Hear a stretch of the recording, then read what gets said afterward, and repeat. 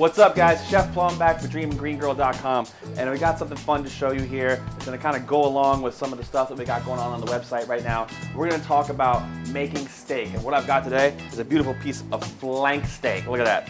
Flank steak is delicious. It comes from like the sirloin area. It can be kind of tough, but I'm going to show you how to cut it so it's not. It's not super expensive, and it comes in a big piece, and you can make a meal for a week with it. Now, we're going to make a little sirloin steak with stir-fried vegetables. If you want to know how to make some awesome stir-fried vegetables, just click right here. Ding. There it is. You can click right there, and you'll see how to make my awesome stir-fried vegetables. It's super simple, and we're going to go from, you see I've already got them done right here. Booyah. Just like that. So let's get on with the easy part of this.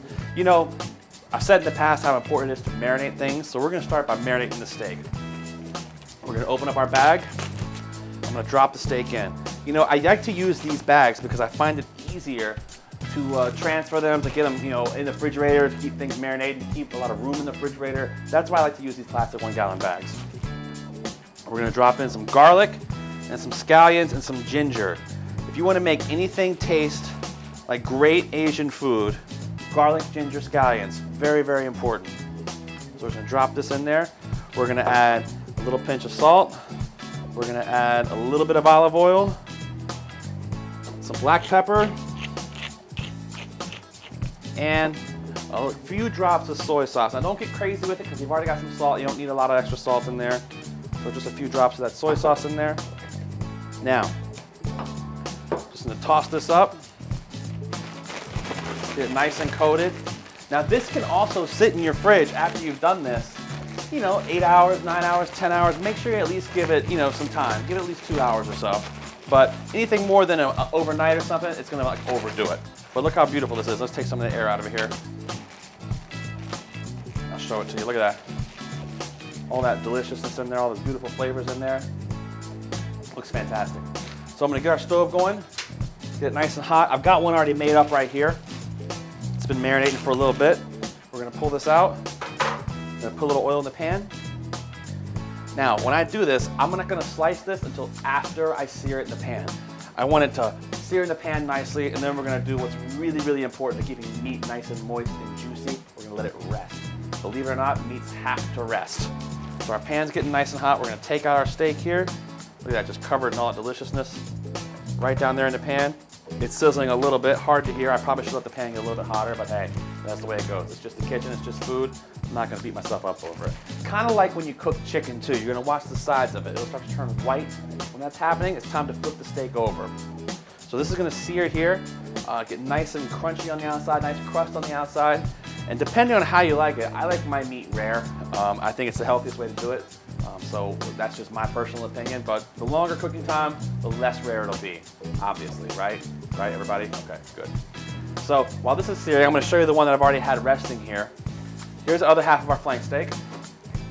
It's resting here for about a good 15 minutes or so. Doesn't quite have to go that long, but you can let it go. 5 minutes to rest, something like that. Just make sure you give it some resting time. When you cut this, it's really important how you cut it, and let me show you what I mean. The grain of the steak, it's this way. So it's kind of growing this way. That's where all like the natural direction of the meat. We're gonna cut against that. You wanna cut against that grain to give a nice chew. And what that's gonna do, it's also gonna make it way tender to eat. So, I'm gonna simply take your knife, good sharp knife, and slice it straight down like this. Piece of cake, look at that. Coming right off there. Nice thin strips is the idea here, folks. Nice thin strips. And what we're gonna do is take our plate. I'm gonna take a handful of these nice veggies here, put them on top, grab some of our delicious meat right there. If you wanna finish it with a little sprinkle of a touch more soy sauce, you certainly can. Don't get crazy with it. Then, we're gonna add one more cool little finishing touch here. These are called sea snacks, it's seaweed.